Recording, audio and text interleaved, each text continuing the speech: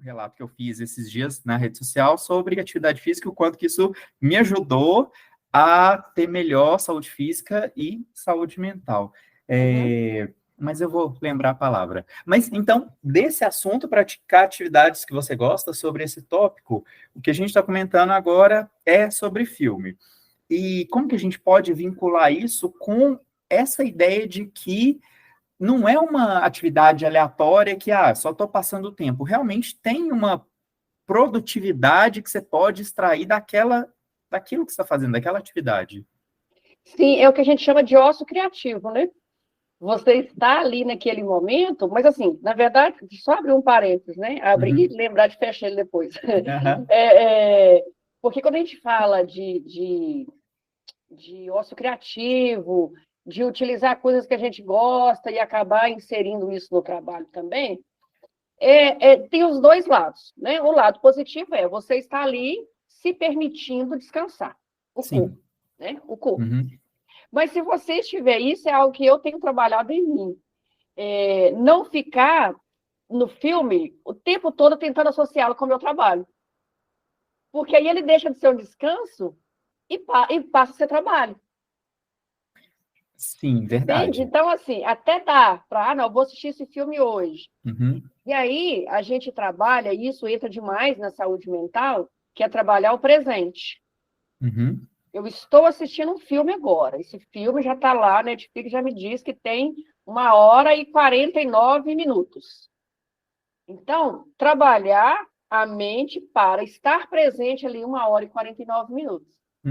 Porque corre um sério risco da pessoa estar ali assistindo aquele filme, mas no celular. Eu lembrei disso aqui agora, eu vou anotar porque eu vou postar. Eu lembrei disso aqui agora, eu vou fazer um post.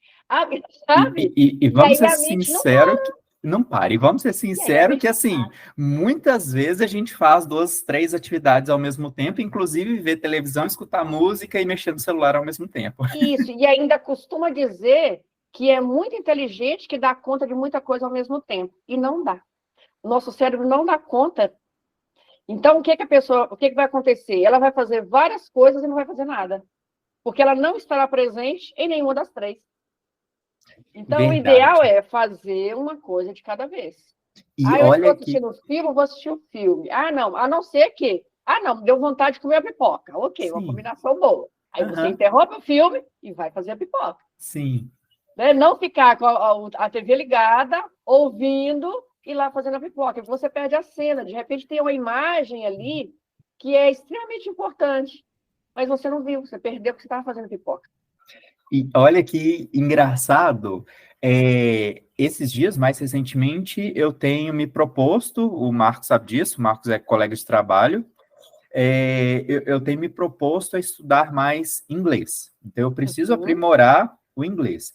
E aí, eu estou vendo uma série, que é essa que eu postei no Instagram esses dias, que é House of Cards. E eu coloco algumas vezes em inglês, a pessoa falando lá, os personagens falando inglês, e a legenda, né, que eu estou me aprimorando.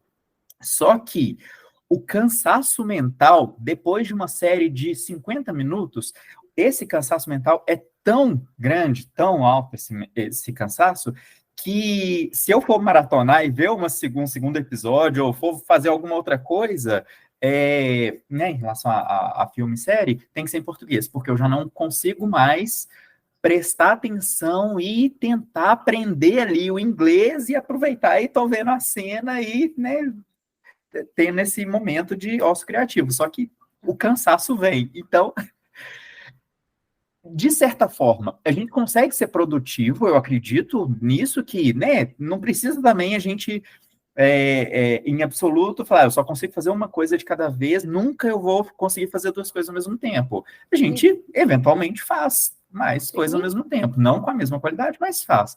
Só que o cansaço mental se torna elevado e, às vezes, você começa a prejudicar a qualidade. Provavelmente é isso que acontece quando eu me sinto cansado o suficiente para não quero mais ver nada em inglês, agora eu quero voltar para a legenda, para o áudio ali dublado. Sim, sim, sim. Mas é a gente saber separar as etapas. Sim. Né? Então, assim, não, até aqui eu dou conta. Daqui em diante eu já não dou conta mais, então eu vou mudar para o outro idioma, que é o idioma que me é mais familiar e que não vai exigir tanto da minha mente. Né? Mas nesse caso do filme, é importante a gente aprender a separar o filme do trabalho. Porque se a gente quer utilizar, igual esses filmes que a gente estava comentando, como estudo, no meu caso lá, eu estava assistindo e anotando, porque fazia parte do estudo. Né? Então, mas se puder depois, né, pegar, eu fiz isso, inclusive. Depois eu parei para assistir o filme. Eu já tinha feito as anotações que eu queria fazer, aí depois, agora eu vou assistir o filme curtindo o filme. Sim. Porque às vezes a gente perde cenas anotando. Então, assim, é importante a gente, nesse trabalho de ter saúde mental, se esforçar para ficar presente nas atividades que a gente fizer. Mesmo aquela, vou fazer 2 atividades ao mesmo tempo. Tentar estar presente. Sim. Né? Tentar aproveitar o máximo ali para a gente conseguir extrair, né? Porque às vezes a gente faz as coisas na correria. Outro dia eu pedalei, e aí eu me dei conta, já fui na Lagoa da Pampulha várias vezes, então falei, não, vou voltar a pedalar, dar a volta na Lagoa. Eu me dei conta que tem um lugar ali que eu nunca tinha parado. Eu estava pedalando com o meu sobrinho e falei, gente, eu nunca vi isso aqui. Né? Então, assim, era um dia que eu estava mais presente. Porque nos outros dias eu só passei, era só uma pedalada, mas não, eu queria curtir aquele momento. Então, quando a gente está mais presente, a gente consegue ver detalhes que na distração a gente não vê. Sim. E aí acaba sobrecarregando a mente demais e não extraindo dela, não usufruindo o tanto que poderia. Talvez o objetivo, nessas outras vezes que você estava ali na bicicleta, talvez fosse relaxar a mente, não pensar em nada, talvez focar só no exercício físico em si, não no visual, não na paisagem, não nas pessoas, e em algum outro momento, não, o objetivo é focar na vivência aqui, na experiência, na paisagem, talvez seja isso, é uma diferença válida. Sim, sim. Porque às vezes está tão focado ali na atividade física que nem olha para o lado. Sim. Só que nessa última vez eu estava mais contemplativa. Eu queria fazer atividade, sim, mas contemplar ali o entorno. E aí foi possível ver o que eu não tinha visto ainda. E eu tenho percebido, quando a gente fala de escritório fechado, né, do mundo mais corporativo, não é incomum, pelo contrário, é muito comum a gente participar de reunião presencial, virtual, e tá mexendo no celular, e tá lendo e-mail, e tá conversando com um coleguinha. Então, isso também, você não está dando o seu melhor naquele momento que você está vivendo, e está sobrecarregando a mente ali com várias tarefas ao mesmo tempo, que às vezes nem precisava. Tá bom, é um dia atípico que eu preciso participar dessa reunião, mas eu tenho que estar atento aqui ao celular. Beleza. Só que se fizer disso rotina, em algum momento a cabeça vai falar ali, não estou dando conta, não funciona desse jeito, qualidade de tudo que você está fazendo mal e porcamente está piorando. E ainda entra um outro fator aí nesse caso, que é não dar atenção ao colega que está falando. Né? É uma questão de respeito e educação. É uma questão de respeito e educação. A pessoa está ali na frente, já preparou aquele estudo, às vezes ela está até nervosa ali, dependendo do nível de experiência que a pessoa tiver, precisando do apoio do colega, e ele está no celular. Sim. Exceto, é claro, como você disse, tem dias que realmente está acontecendo alguma coisa, precisa ficar atento ali ao aparelho e tal. Mas, como rotina, o ideal se está ali no estudo, parar para ouvir a pessoa e realmente dar atenção, estar atento ao que a pessoa está falando e tal. Diferente também quando é uma palestra de estudo, está numa aula, né? Então, vai parar, vai anotar. Exato. Hoje está muito comum, né? As pessoas fotografam a apresentação. Teve um dia que eu perguntei para minha colega assim, você olha tudo depois que você fotografa? Porque ela estava o tempo todo... Ela falou assim, não. Falei, pois é, ainda vai sobrecarregar a memória do seu aparelho. Presta atenção no que o professor está falando e faz uma anotação, se for o caso. Enfim, né? Porque cada um tem o seu jeito de aprender. Mas, às vezes, está ali fotografando e poderia simplesmente prestar atenção. Né? Exato. Eu era desses paisagem, vai passear e fica tão preocupado em fotografar que não vê a paisagem, porque depois ela não vai olhar, tem ali 5.000 fotos na parede, ela não vai olhar.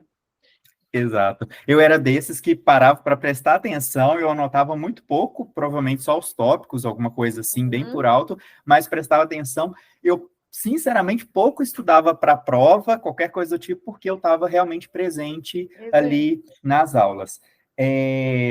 Eu gostava de fazer isso também, porque eu trabalhava o dia todo. Uhum. Eu trabalhava o dia todo e estudava à noite, então não tinha muito tempo para estudar depois. Sim. Então, era prestar atenção ali na hora, reter o máximo de informação possível, porque depois não ia dar tempo de voltar, nem nas anotações. Era o tópico ali, registrou. Uhum.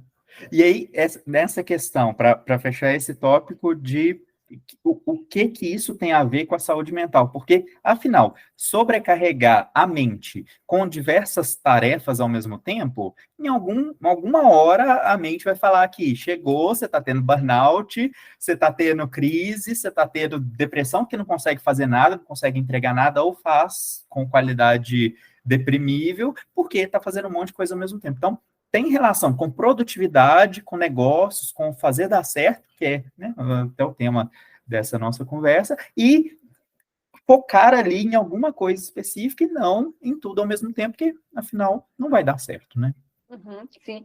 O interessante também, Anderson, é a pessoa encontrar uma forma de fazer essa limpeza vez ou outra.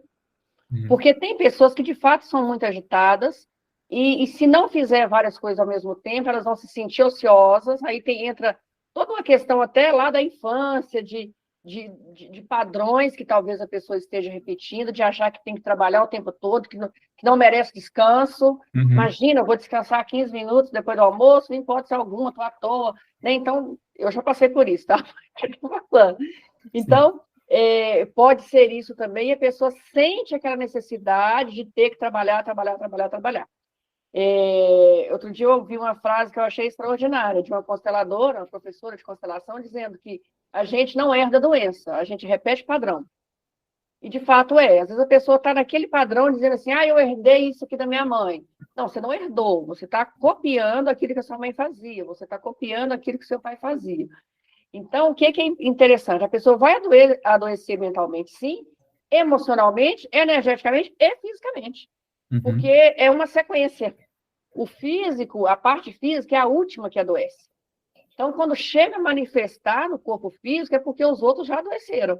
E os sinais, eles são dados. Não é dizer assim, apareceu agora. Não, não apareceu agora. Já vinha dando sinais.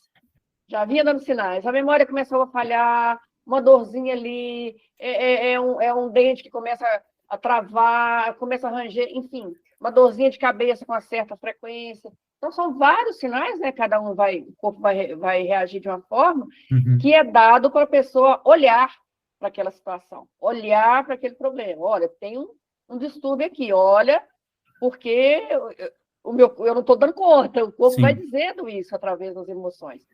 Então, aí é que entram as terapias, tanto a psicoterapia quanto as terapias energéticas, as terapias holísticas. Porque a pessoa ela vai sobrecarregando a mente, vai sobrecarregando. Ela precisa descarregar essa mente. Para não dar, como diz, né? Para não bugar o sistema. Então, precisa fazer essas limpezas, fazer um acompanhamento emocional, um acompanhamento energético.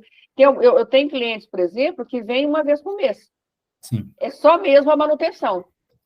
Né? Já tem outros acompanhamentos, está bem fisicamente, mas, olha, eu sei que eu preciso de uma manutenção, porque senão eu vou pirar. Porque trabalha demais, às vezes é médico, é plantões e mais plantões, e atividades e mais atividades, então a mente vai sobrecarregando e vai adoecer se não tomar uma providência. E quando chega nesse estágio do corpo, deu sinal suficiente, às vezes leve, às vezes a pessoa não parou para prestar atenção ou ignorou os sinais mesmo. Quando chega numa internação, num desmaio aleatório, numa dor que fazia a pessoa não conseguir fazer nada, não sair da cama. Quando chega nesse estágio, quer dizer que já passou por todos esses sinais, esses problemas que foram sendo mostrados, mas a pessoa não prestou atenção. E quando chega aqui, já é um intensivo, já é quase que uma limpeza total e completa para a pessoa voltar ao normal dela, né? Exatamente, exatamente. A pessoa está correndo tanto que ela não vê os sinais. Não dá tempo de olhar. Não dá tempo de olhar, é muita atividade. E hoje a gente tem uma coisa que, assim, a gente tem muita informação e muitos meios de fazer aquelas informações chegarem. E muitas atividades. Então, assim, coisas que antes a gente demorava dias para fazer, hoje já não demora mais. Por quê? Porque está tudo muito à mão, né? O celular está aqui, eu preciso de uma pesquisa. Olha, na minha época, que nem é tão longe assim, eu pesquisava no livro. Sim, Barça. Na Barça, era na Barça. Hoje não precisa, já está ali no celular. Então, imagina, aquele aluno, ele parava para ir lá, pegar um livro, pesquisar. Era demorado. Sim. Hoje já não é demorado mais. Tem o celular na mão, vai lá, digitou a palavra, você já tem informações, tem vários sites, tem várias opções para você buscar aquela resposta. Então, a gente consegue, sim, fazer mais coisas do que fazia antes. Sim. Por consequência, estamos adoecendo mais também. Né? Então, é olhar para isso tudo com carinho, e mesmo quando adoece, chega nesse ponto, não entrar em culpa.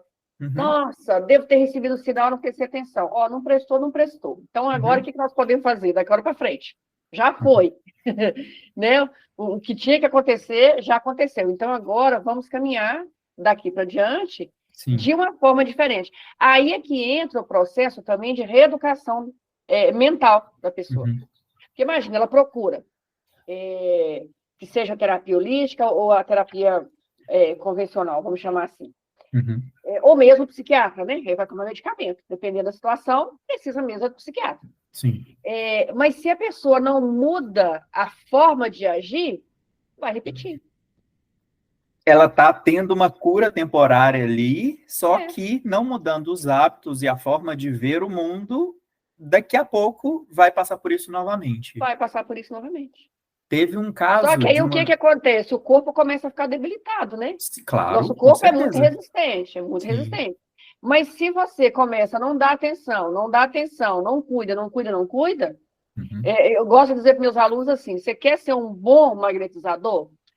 Eu quero fazer apometria, eu quero ser um ótimo terapeuta de apometria. Aí eu falo com eles assim, sabe qual é o primeiro exercício que você tem que fazer? Atividade física, cria músculo. Porque é a sua própria energia que você vai utilizar para manipular a energia no outro e para ajudá-lo a chegar no reequilíbrio. Faça atividade física. Mas o que tem uma coisa a ver com a outra? Tudo, é o seu corpo. Porque se você não cuida dele... Ele está doando a energia dele, ele está passando aquilo e tem que ter uma forma de reequilibrar ele próprio, né? Vai faltar, né? Sim. O tanque vai secar. E assim, até em relação a como que a gente que não faz parte desse mundo, né, não entende tão bem assim, a gente, de certa forma, doa o nosso tempo, o nosso carisma, a nossa empatia para qualquer pessoa que está à nossa volta. E se a gente não tem uma forma de reequilibrar isso, se a gente não faz nada para reequilibrar isso, em algum momento vai dar um pane ali e você vai cair duro no chão. Exato. E aí tem uma coisa que é muito interessante, eu até postei um vídeo outro dia sobre isso, falando do roubo de energia.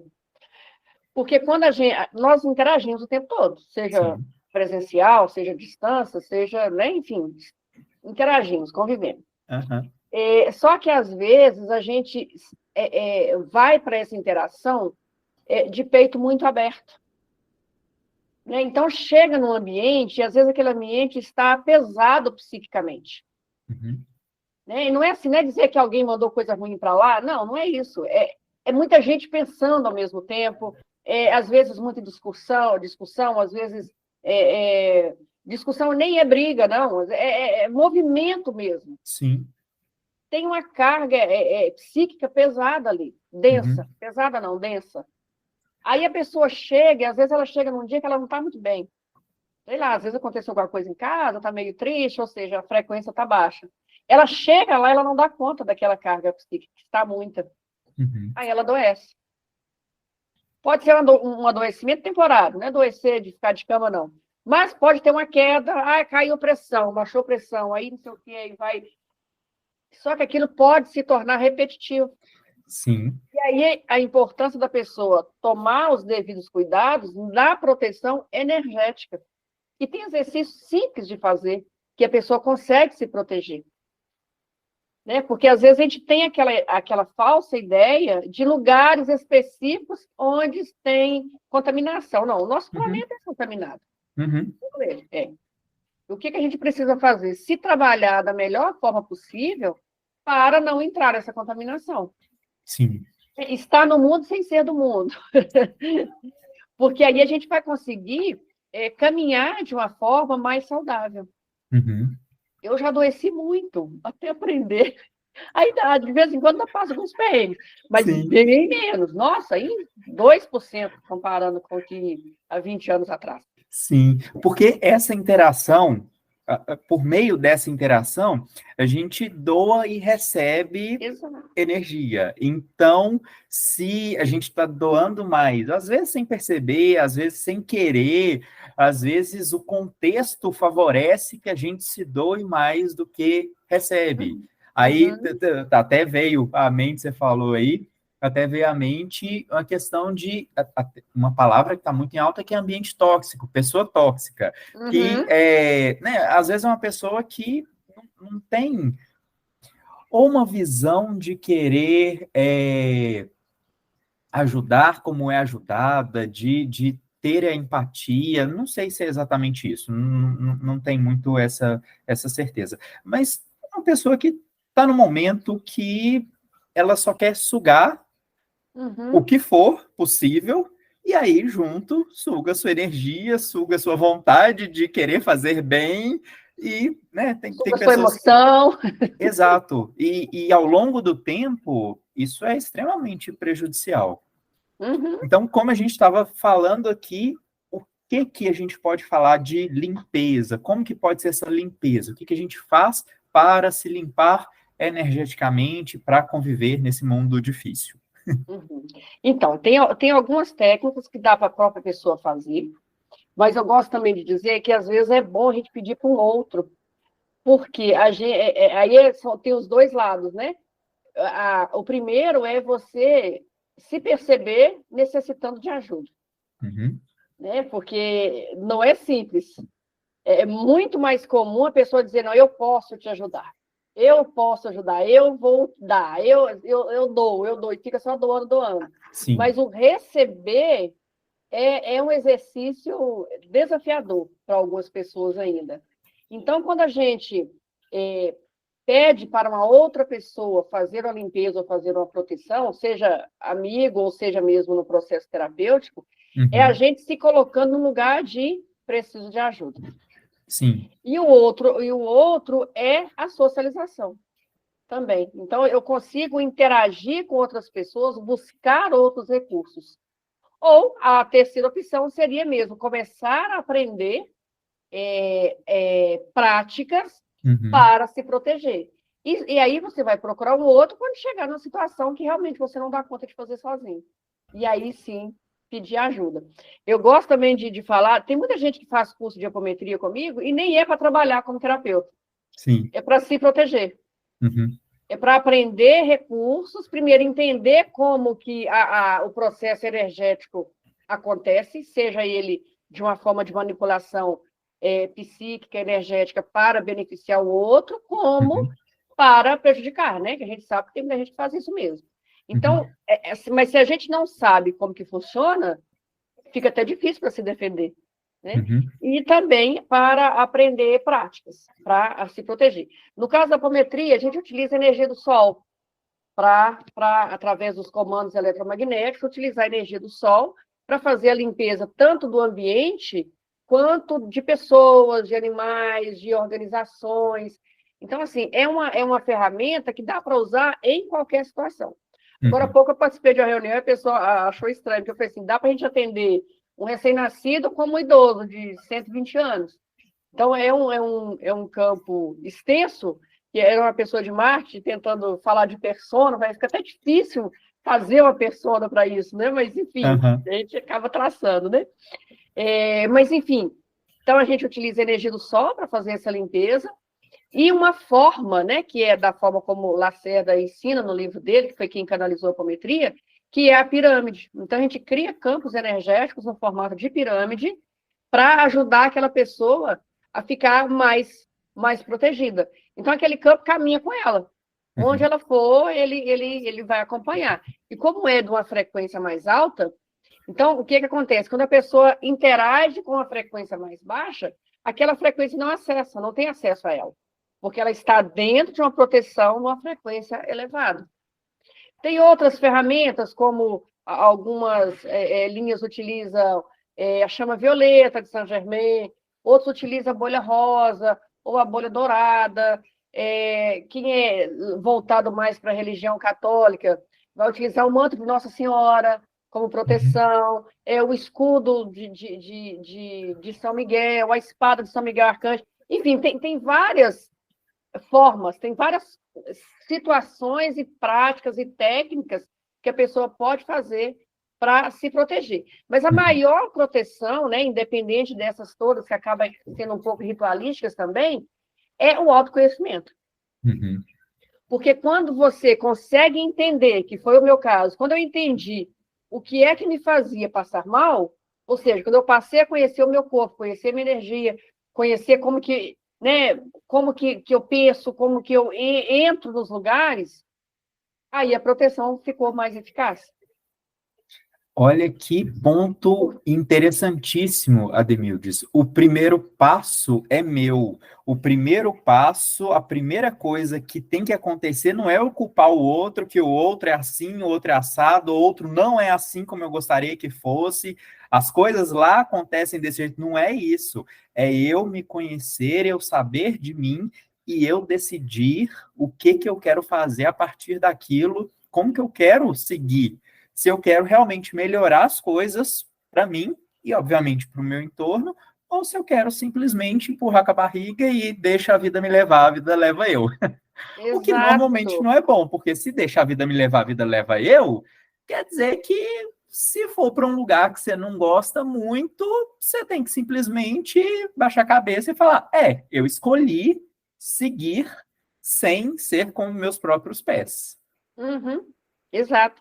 E aí, Anderson, é uma coisa extremamente interessante, porque quando a pessoa entra nesse lugar de entender que sou eu e não o outro, ela vai parar de terceirizar. Não é? Porque, assim, se eu já sei da pessoa que é só eu contratar e ela faz a limpeza em mim. Então, toda vez que eu preciso, eu vou lá e... Ou seja, você está sempre contratando um faxineiro, né? Que é o meu caso, faxineira de energia. Vai estar sempre precisando de alguém para te limpar. Quando que o ideal é a gente aprender a não se sujar. Porém, nós estamos num planeta que está cheio de vibrações nocivas, inclusive as nossas próprias. Sim. Porque não é toda hora que a gente está muito bonzinho. Né? Tem hora que fica daquele jeito. E aí também entra uma outra questão do se conhecer. Porque ficar com raiva não é problema. O problema é se manter nela. Sim. Né? Surgiu uma situação ali que me deixou extremamente irritada. Ok, aceito que eu estou irritada. Diferente quando alguém fala assim, fulano, você não está nervoso, se acaba. Eu não estou nervoso. A negação. Imagina.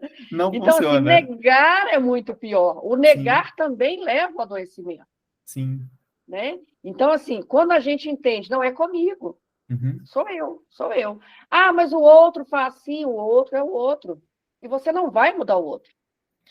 E se posicionar é como protagonista da própria vida, né? Então, eu não é ele que decide como eu vou me sentir, ou não é ele que faz as coisas e eu simplesmente estou aqui aceitando como é. Não, eu me posiciono, eu entendo que não é isso que eu gosto, não é essa situação que me agradou. Vai acontecer essa situação? Vai, né? A gente tá nesse mundo complicado pra caramba, e a gente não domina, né, as outras pessoas, elas fazem o que elas querem fazer. Só que a forma como eu recebo isso e trabalho isso a partir daqui eu recebi essa crítica, eu recebi essa negativa, aconteceu isso comigo. A partir disso, se eu me conheço bem, eu vou saber lidar da melhor forma possível. Ou não sei lidar, não consigo fazer sozinho, tá, levanta a mãozinha e fala, preciso de ajuda. Exatamente, igual a gente faz nas telereuniões, né? Levanta a mãozinha, é a minha vez de falar. É assim mesmo. Exato. É assim mesmo. Aí... o se colocar é extraordinário. Sim. E aí, uma coisa que eu acho bacana também é, se aquele ambiente está tóxico demais, se tem uma pessoa também que está repetindo o padrão demais, né, de promover a toxicidade ali naquele ambiente, ou de repente aquela pessoa é até a gente mesmo, né? Sim. Mas se é um terceiro, encontrar um jeito também de dar um toque na pessoa, né, de uma forma delicada, porque senão a gente vai começar a olhar muito para a gente, ok, vai olhar, vai se cuidar, vai se entender, vai se tratar, mas pode ser que tenha alguém do seu lado que ainda não tem essa percepção. E quem sabe uma forma de ajudá-lo é dando um toque no outro. Deu um toque uma vez, se fez sentido, ok, se não fez também, ok. Né? Porque senão a gente acaba se posicionando, é mais ou menos igual um exercício, né? que tem muito esses testes psicotécnicos, acho que psicotécnicos. Enfim, esqueci a palavra. Mas, enfim, está assistindo um filme e tem alguém com um chapéu muito grande na sua frente, o que é que você faz? Né? Tem isso demais, esses testes, assim. Sim. Né? Você vai simplesmente sair do lugar, né? Ou você vai dar um toque para aquela pessoa, ou mudar, ou sentar mais adiante, ou de lado, ou quem sabe até tirar o chapéu. Porque ele não está atrapalhando só você. Sim. Então, esse posicionamento também é interessante ter, necessário. Porque aí você se cuida, mas também contribui para que as outras pessoas fiquem cuidadas. Justamente. Marcos, você levantou a mãozinha aí, quer comentar alguma coisa? Ela falou questão da gente dar o toque na outra pessoa, mas de repente esse toque pode ser mais estressante do que a gente levando ela, não acha, não? Verdade, Ademildes. Já aconteceu, eu já passei por isso então eu vou me predispor a tentar ajudar o coleguinha ali e gerou uma discussão, gerou uma briga, gerou uma DR no casal, gerou uma reunião com o RH. Isso mesmo, a gente está suscetível. Mas dá esse toque, mas antes precisa sondar, né? Para saber se tem um campo ali para entrar. Que se não tiver, melhor não mexer. Porque senão o que vai acontecer? Ao invés de ajudar, vai atrapalhar, vai ficar pior ainda. Verdade. Eu acredito sonda antes. Eu acredito muito que a gente tem que fazer a nossa parte, né? Não é exclusivamente, eu dependo do outro, é quando o outro quiser. Pelo contrário, voltando à questão do protagonismo. Eu entendo aquela situação, entendi o contexto, acredito que eu posso contribuir para melhor, que eu posso contribuir com aquela situação, com aquela pessoa, com aquele contexto, e me posicionar frente a isso e ver como que é. Pode ser sutil, pode ser, né, quase que imperceptível, como pode ser colocar a mãozinha no ombro da pessoa que tal coisa que você anda falando não tá legal, não é um ambiente adequado para isso. Tem jeitos e jeitos de falar, né? Sim. Tem jeitos e jeitos. Infelizmente, a gente não domina o futuro. Então, assim, o que vai acontecer a partir disso que a gente está fazendo, seja qual for, seja dando um toque, seja criticando mesmo, seja qualquer coisa que a gente faz, a gente não sabe o que vai acontecer. Mas se é com boa intenção, se é com preparo, essa análise de entender que as coisas, né, que faz sentido você se posicionar perante aquilo, ou não, tem nada a ver com a vida da pessoa, é o relacionamento dela com o esposo dela, não tem nada com isso, não vou meter a colher. Então, a gente tem que saber também até onde que a gente vai, né? Exatamente. Prestar atenção para saber se você realmente pode dar estoque ou não, né? E seguir um exemplo antigo, né? Uma dica antiga, que é não expor a pessoa de imediato. Que é, converse com a pessoa individualmente primeiro. Né? Principalmente se a pessoa que está percebendo isso é o líder daquela equipe. Né? Aí é que precisa se posicionar mesmo. Porque, né, a gente falando aqui da saúde mental para o negócio, se o líder começa a perceber que tem alguém ali causando um desconforto na equipe e ele não toma um posicionamento, ele está realmente comprando a situação para ou falir a empresa dele, ou, no mínimo, aquela equipe ali, a produção dela cair bastante. Uhum. Então, chama a pessoa no particular, se aquela pessoa realmente é aquela que está causando aquele ambiente tóxico. Sim. Resolveu não? Chama mais um, conversa com Uhum. mais um. Ainda não? Bom, aí já tem que expor para mais pessoas, né? Um pouquinho. Uhum. Voltou? Voltou. Tá. Então, assim, tomar esses cuidados. Sim. Tem o Mário Sérgio Para o bem de Cortella. todos, né? É, Para o claro. bem de todos. O Cortella, ele fala algumas dezenas de vezes, elogie em público e corrija no particular. E é muito o papel de cada um de nós, não precisa ser líder, não precisa ser dono da empresa, não precisa, né, estar num cargo que está à frente. Simplesmente há uma situação que não te agradou, que você acha que você pode contribuir, melhorar, chama a pessoinha ali e conversa com ela. Não resolveu? Beleza, chama de novo. Não resolveu? Tenta escalar isso para uma instância superior. Ou simplesmente não vai mudar a vida de ninguém, eu estou dando murro em ponta de faca, talvez não é o momento, o contexto não é o momento para as duas pessoas e deixa para o futuro para ver o que pode fazer a mais. Sim. E aí, um outro tópico que eu queria trazer aqui para a gente conversar, Demildes, é sobre, bom, voltando à questão dos negócios, da gente ser funcionário de uma empresa, ou empreendedor, ou dono de empresa,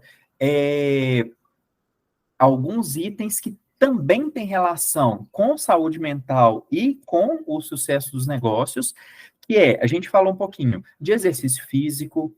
A alimentação também, de certa forma, tem relação ali com o seu humor durante o dia. Se só come besteira, provavelmente, né, você está colocando no seu corpo muita coisa que não é tão legal assim, que não vai ter um resultado tão bom. Então, eu acredito muito que a alimentação tem uma relação direta com a sua saúde física, é óbvio, não preciso nem acreditar, é científico isso, e o que eu acredito é que tem relação com a saúde mental, porque com um relato que eu fiz sobre a questão lá que eu estava sentindo muita dor no estômago, que eu tenho refluxo gástrico, e chegou no nível de eu sentir tontura dirigindo, indo trabalhar dirigindo, sentindo tontura e com receio de desmaiar ali no meio da estrada, da rua, e provocar um acidente, sofrer um acidente. Então, chegou nesse nível. Então, a minha saúde física, que era o refluxo gástrico, impactou na minha saúde mental, porque eu, com certeza, não fiquei tão produtivo naqueles dias, não só porque eu deixei de trabalhar, mas porque, mesmo ali trabalhando, não era 100% do Anderson. Preocupado, com dor. Sim, exatamente. E, então, essa questão física impacta no emocional. O estresse, que eu também contei nesse relato, estresse, infelizmente, a gente vai ter daqui pro resto da vida, né? O resto da vida. Não tem como. Não, vou viver da minha arte vendendo na praia. Beleza, você vai ter estresse do mesmo jeito. Eu vou para uma ilha deserta. Bom, aí eu acho que é um exagero, né? Mas... Dependendo do animal que ela vai encontrar lá na ilha, Exato. Pode ter um estresse. Questão de sobrevivência. Verdade. Vai disparar bastante adrenalina.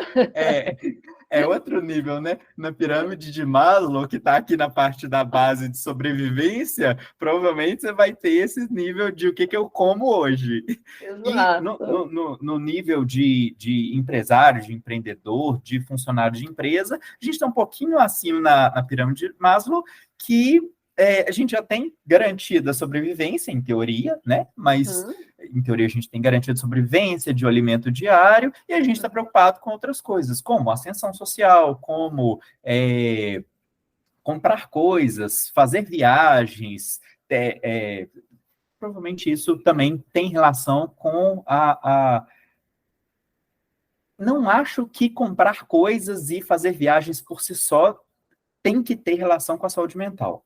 Porque, assim, senão é até preocupante, eu só sou feliz porque eu tenho o iPhone 17X Plus. Isso é péssimo, né?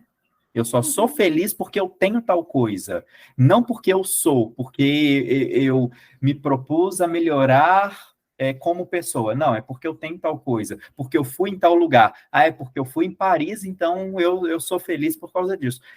É complicado. Então, para resumir, porque se deixar eu falo muito, para resumir, essas questões de que o físico impacta no mental, na saúde mental, e essas atividades como dormir, se alimentar bem, praticar exercício, fazer alguma coisinha a mais, que a gente estava falando de ver filme, isso também tem relação com uma boa saúde mental e produtividade nos negócios.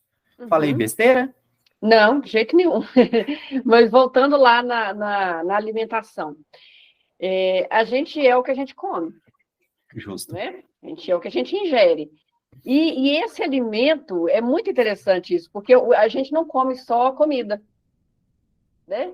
A gente come emoção, a gente come ambiente, a gente come música, a gente bebe, né? Tem uns líquidos pretos aí, que tem gente que bebe 2, 3 pets por dia, e aí, quando um cliente chega, a gente pergunta assim, como que é a sua ingestão de líquido? Ah, eu tomo 2 litros do refrigerante fulano de tal. Não, você está péssimo na sua ingestão de líquido. Estou falando de água, de suco, né? Ah, não, eu tomo X cervejas todos os dias, eu bebo bastante líquido. Então, assim, a gente é esse contexto todo de ingestão.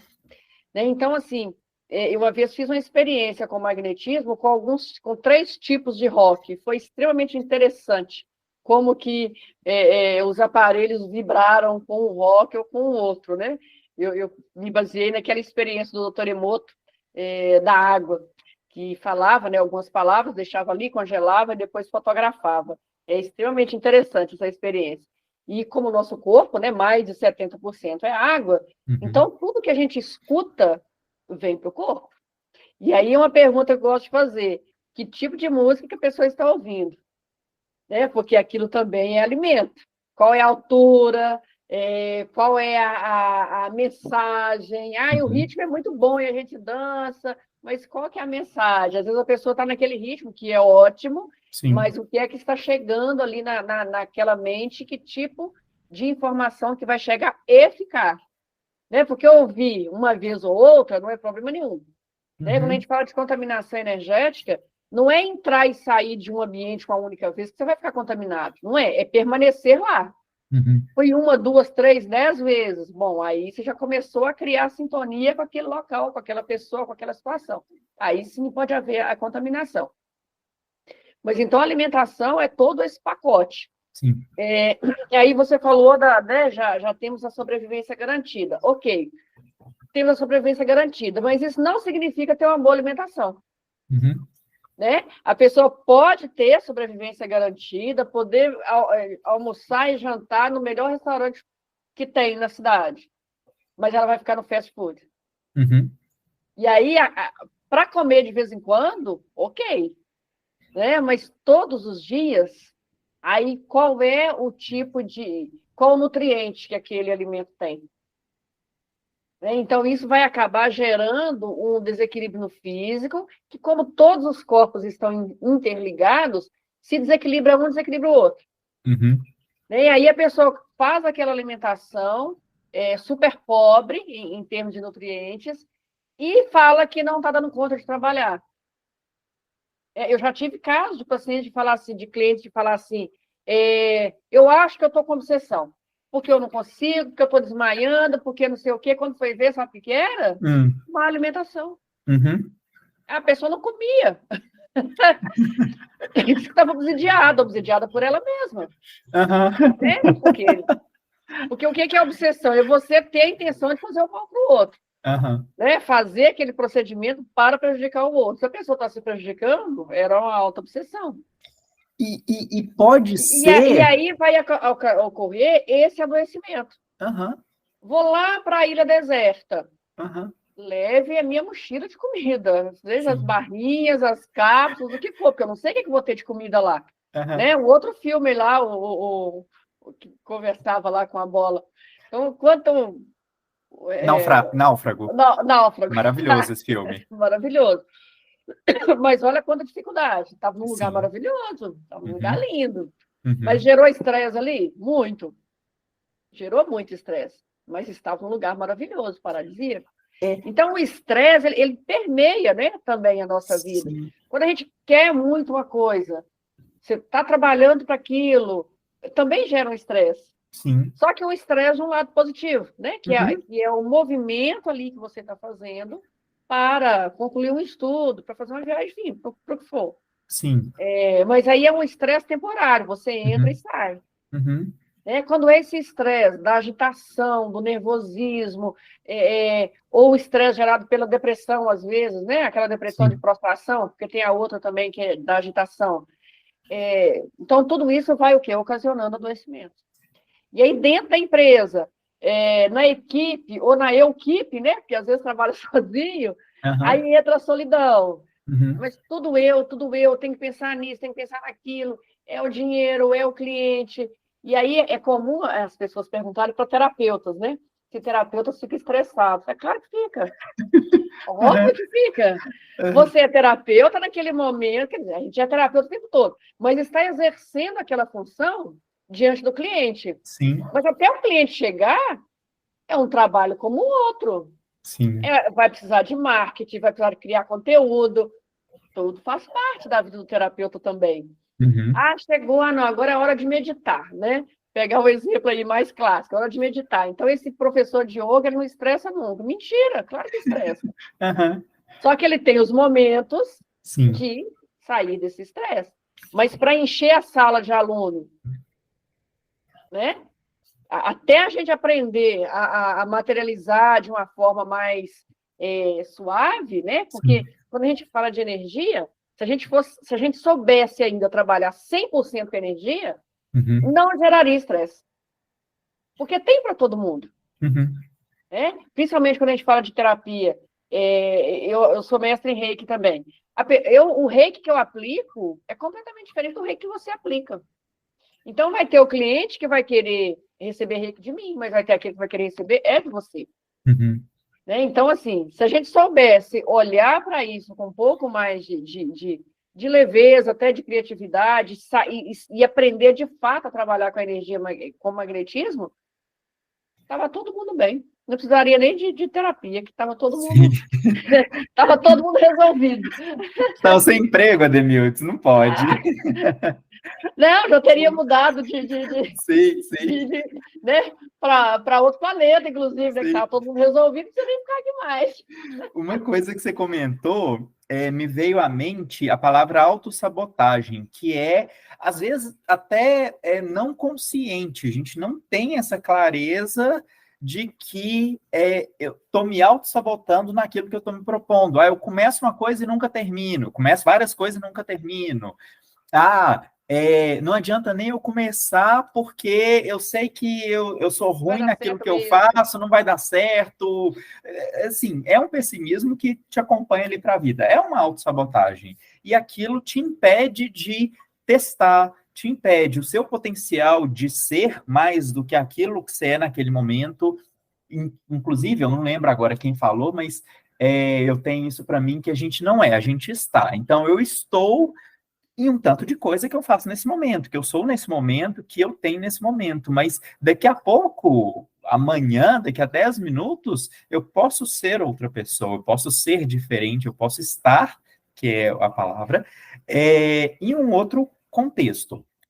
Mas, às vezes, e aí a gente precisa levantar a mãozinha e pedir ajuda, que às vezes a autossabotagem não é percebida, não é do tipo, eu sei que eu me autossaboto, então eu vou tentar fazer alguma coisa. Provavelmente, bom, você pode ter a consciência, ter se analisado e se entendido o suficiente para descobrir que é uma autossabotagem, como pode ser que não, para mim está tudo normal, e aí eu preciso levantar a mãozinha ou alguém para pedir ajuda, ou alguém me dá um toque para eu perceber, realmente isso aqui eu faço, não está legal, poderia ser melhor.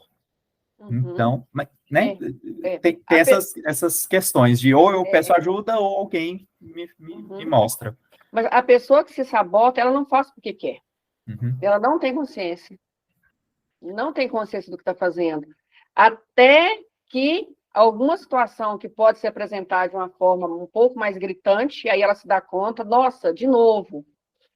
Ou então alguém chega e fala, dá um toque, ou às vezes até assim, aqueles insights, né? Sonhou, acordou, nossa, isso. Ou no meio de um filme, no meio de uma novela, eu acho que novela é uma coisa ótima. Tem gente que acha que quando tem novela, a gente pode tirar ensinamentos muito bons, se souber peneirar. Às vezes ali no meio daquela série, a pessoa tem um insight, nossa, isso está acontecendo comigo, sabe? Mas ela não começa querendo, porque a autossabotagem é um prejuízo muito grande que traz para a vida da pessoa. Então, ela não faz com a intenção. Às vezes, aquela autossabotagem ela acontece por uma questão lá da infância.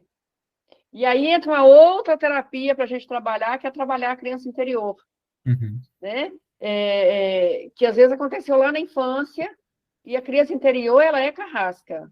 A criança interior, ela é terrível, porque ela segue ali a pessoa até ela falar, olha, eu tenho uma criança, eu preciso olhar para ela. Sei. Sabe? Então, ao mesmo tempo que ela é carrasca, ela é um mestre, porque ela não desgruda até a pessoa resolver. Então, às vezes, aquilo está relacionado com algo que ela viveu lá na infância, que ela nem lembra mais, né? Geralmente, os traumas não são lembrados. A pessoa tem aquele comportamento gerado a partir daquele trauma, mas ela não lembra do trauma. E aí, quando ela se dá conta, né, por seja que caminho for, e começa a tratar e começa a olhar, aí pode até ser que aquela situação se apresenta novamente, ela vai lembrar em parte ou no todo. Às vezes não lembra, como no caso da apometria, às vezes a gente consegue acessar aquela informação, trabalhar, e nem vem a informação toda, o que aconteceu foi isso, A mais B mais C. Não, mas se trata. Né? E aí sim, olhou para a situação, trouxe para a consciência, trabalhou, elaborou, aí vai diminuindo. Não significa... Outro dia eu recebi uma mensagem que foi muito interessante, preciso contar. Que a pessoa me disse assim, não vou falar o nome, evidentemente, para não, não expor ninguém. Mas a pessoa me disse assim, ela perguntou sobre as terapias e tal, veio pela internet, perguntou das terapias, tudo, eu respondi. Ela perguntou preço, enfim. Aquelas etapas, né? De conversa, de interação. Aí, por fim, ela perguntou assim, mas você me dá garantia... Não, você me dá certeza de que olha só, você me dá certeza de que com uma única sessão de apometria, eu vou ficar... Uma única sessão de apometria, eu vou ficar livre dessa situação definitivamente? Se conseguir, você poderia ser beatificada, né, Demildes? Santa, fez um milagre ali. Então, mas aí o que eu fiz? Aí eu respondi com mais tranquilidade, daí eu gravei, que eu estava escrevendo, falei, não, vou gravar para explicar para essa pessoa. Eu falei assim, olha, se alguém te prometer isso, fuja dessa pessoa. Porque isso não é milagre. Eu falei, eu não vou te prometer, em hipótese alguma. E aí fiz uma conta com ela. Eu falei assim, olha, digamos que você tem aí mais ou menos 30 anos. E ela também me deu garantia de que aquilo tinha começado numa vida passada, porque ela disse que já tinha essa informação. Aí eu falei assim, digamos que você tenha 30 anos, digamos que você viveu 70 anos na última encarnação, e digamos que você ficou 100 anos entre uma encarnação e outra. Deu aí 200 anos fazendo uma conta por baixo. Você acha mesmo que numa única sessão de terapia, seja com que técnica for, vai resolver um problema que você criou e que ele tem 200 anos? Não vai. Aí eu finalizei assim, olha, você me perdoa porque eu não dei a resposta que você queria ouvir, mas eu sou responsável o suficiente para não te dar essa resposta, para não te dar uma resposta diferente dessa. Porque milagres não existem. Não existe. Lacerda fala isso muito claramente no livro dele, quando ele fala da técnica de alimetria, que é uma das técnicas da apometria, que fala, olha, milagre não existe. A gente é porque ainda não sabe todas as leis que regem a natureza, e por isso a gente chama de milagre. Mas tudo tem uma explicação. A gente só não sabe qual é ainda, mas vai descobrir. Daqui a pouco alguém descobre. Então, assim, essas promessas, e infelizmente, tem terapeuta que promete. Sim. né? Imagino. E aí é um risco grande, porque não vai acontecer. E tem pessoas vai que caem, né? Eu falei para ela, vai melhorar. Essa é a única garantia que eu posso te dar quando eu estiver com você, eu vou me esforçar 200%. Uhum. Mas a caminhada é você que faz. O terapeuta ajuda a mostrar o caminho, mas a caminhada a pessoa precisa fazer. Porque senão entra na terceirização. Olha, o problema eu tenho, então eu vou pagar o Anderson para resolver o meu problema. Não, o problema é meu, então eu que resolvo. Sim, sim. O Anderson pode me ajudar, e vai ajudar, mas eu tenho que resolver.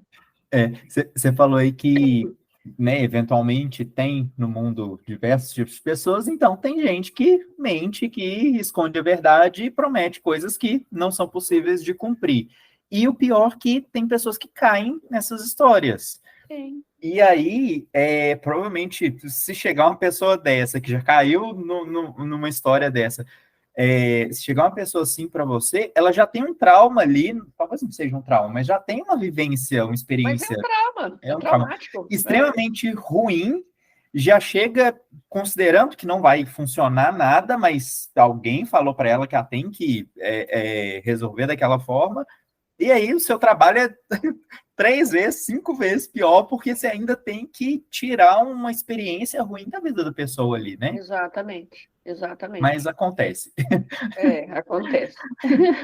E uma última questão para a gente estar encerrando aqui, Ademildes, que eu anotei a palavra que é autoconhecimento, que de tudo que a gente conversou, não é a palavra que resume, porque não acredito nisso, que é uma palavra mágica que resume tudo, mas é uma palavra que eu anotei desses últimos minutos que a gente estava falando, que autoconhecimento é extremamente importante, vital e necessário, porque é a partir dele, é a partir do saber como eu sinto, o que o outro faz que reflete em mim, quais as minhas emoções. É a partir disso que eu consigo analisar e tomar uma atitude de não quero isso mais na minha vida, quero diferente, e quais os caminhos que eu sigo para fazer diferente, para fazer melhor. Então, é uma base, talvez. Sim, é uma base e uma tarefa para a vida. Uhum. Porque a gente nunca se conhece o suficiente. Né? A gente aprende algo sobre a gente. Sim. Aí, daí a pouco, você aprende uma coisa nova. E outra, e é isso que eu acho lindo, né? Essa infinidade de possibilidades que o ser humano tem. E é um trabalho, de fato, para a vida. A gente vai buscando, vai buscando, vai buscando. E seja através das terapias, seja através dos livros, enfim, tem muitos caminhos, né? Hoje, informações não faltam. Uhum. É o autoconhecimento, é o autocuidado. Eu gosto muito de falar, principalmente com os meus alunos, de trabalhar a autopercepção.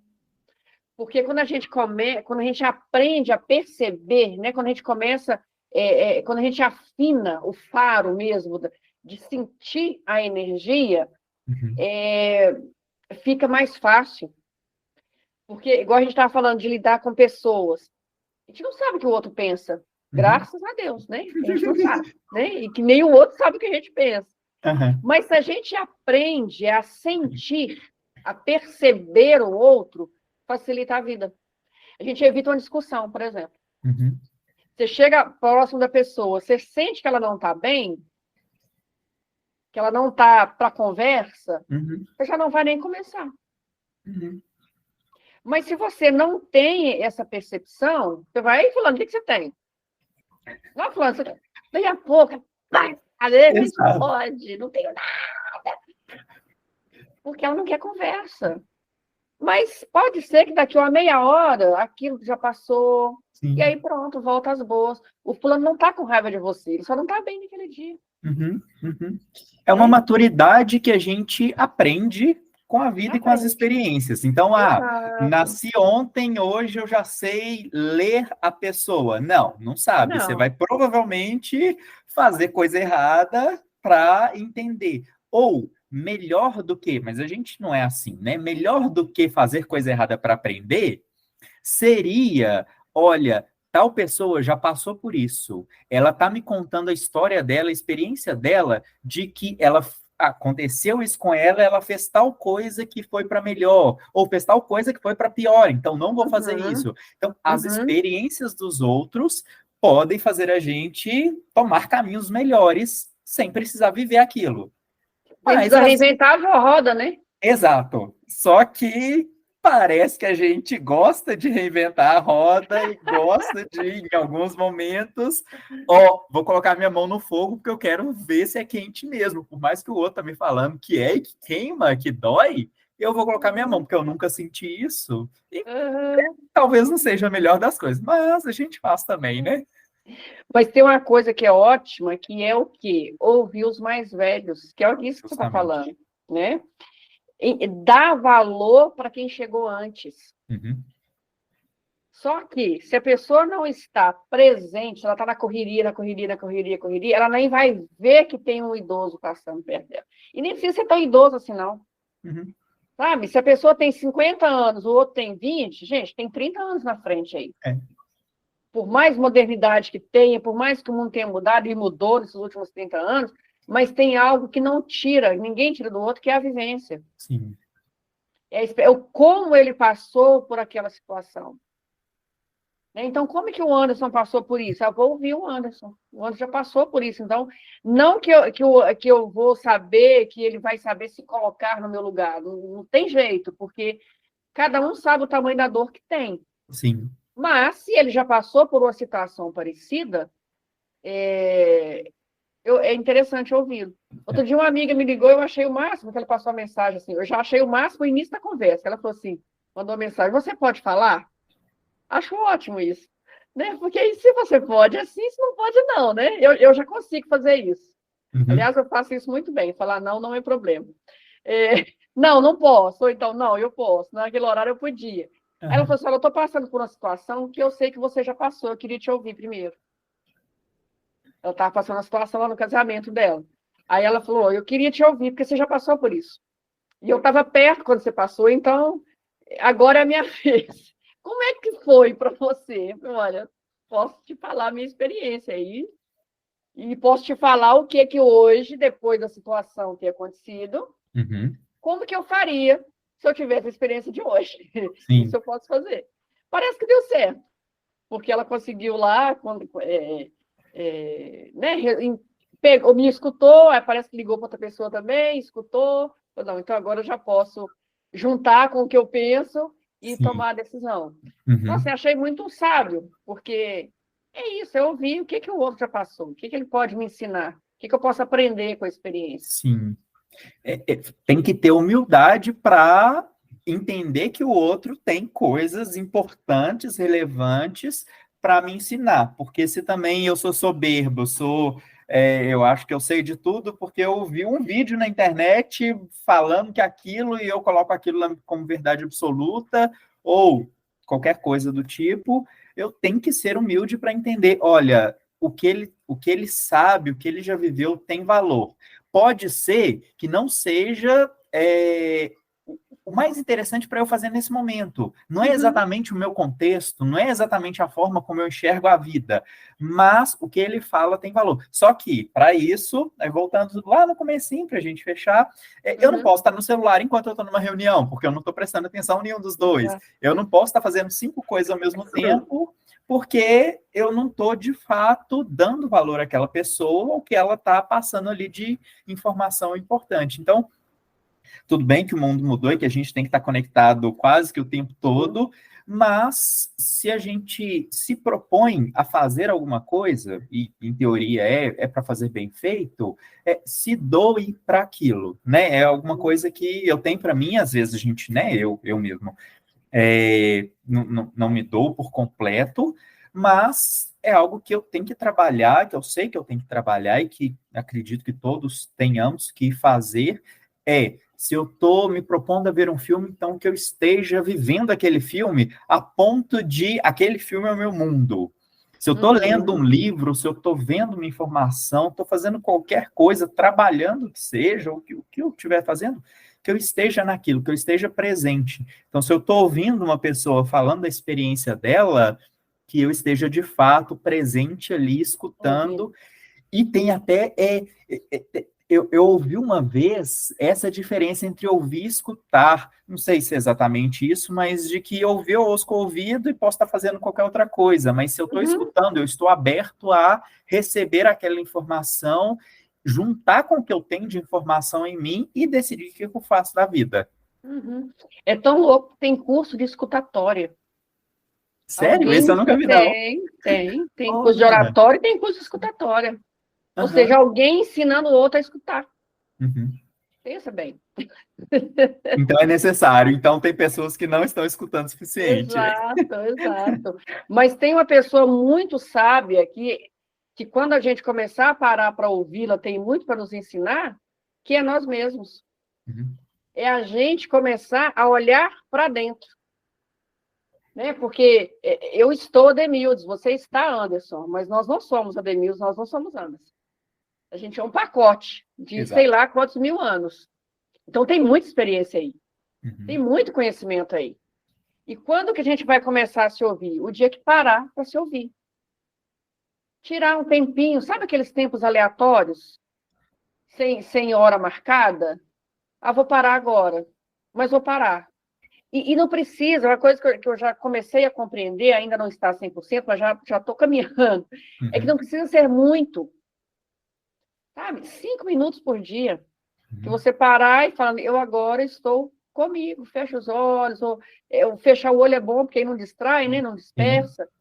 Fecha o olho e fala, eu agora estou comigo. Sabe? Desliga tudo, né? Até o interfone, tira do gancho, no caso. 5 minutinhos. Porque aí a pessoa vai começar a aprender a se conectar. Porque quando a gente fala essa coisa de ancestral, nós podemos ser nossos próprios ancestrais, ué. Né? Eu posso ter sido a minha tataravó. Já deu tempo de voltar na mesma família. Então, aquela experiência toda está aqui, está guardada. Sim. Só precisa ter oportunidade para sair. E aí, de novo, o autoconhecimento quietude. Aplicado talvez a uma meditação, parar para prestar atenção e se entender melhor naquele momento, né? Encontrar o seu jeito de meditar, né? Porque às vezes não vai conseguir ficar parado. Sim. Mas encontrar o jeito de fazer, e aí entra a contemplação. Né? Que às vezes a pessoa não consegue. É o meu caso, eu não dou conta de ficar meia hora parada, com o olho fechado, meditando. Já tentei, juro que eu já tentei, já me esforcei bravamente, mas não consigo. Mas eu encontrei um outro jeito de fazer, eu vou chegar no mesmo lugar, só que por outro caminho, né? Sim, e cada um vai encontrando o seu jeito. Mas 5 minutos eu dou conta. Mais do que isso. Não, eu já consigo mais. Até 10 eu já consegui. Eu já estou evoluindo nessa área. Bom, Ademildes, muito obrigado por sábias palavras, pela conversa que a gente teve mais uma vez. Tem alguma coisa para fechar aí? Algum tópico para a gente ir encerrando? Então, eu acho que é só isso, é só mesmo repetir isso, sabe? Tudo. Eu acho que é muito importante, não do se ver, do se sentir, do se perceber, sabe? A gente buscar cada vez mais essa oportunidade de escutar os nossos próprios sentimentos, de escutar a nossa voz interior, porque ela é sábia. E quando a gente começa a se valorizar, a gente também a gente vai aceitar fazer isso. Né? Porque às vezes a gente não faz achando assim, não sei nada não, mas sabe muito. Então, para a gente aproveitar e se curtir mais. Perfeito. E o meu papel aqui foi puxar esses questionamentos, aprender e também relembrar que o tanto que isso tem relação com a nossa produtividade, porque se a gente for levar lá afinco para o lado do empreendedorismo, do empresariado, de negócios, é ganhar dinheiro. A gente está no capitalismo, então é fazer dar certo e ali ganhar dinheiro com aquilo. Ou fazer dar certo, se for uma ONG, fazer o bem para outras pessoas, qualquer coisa desse tipo.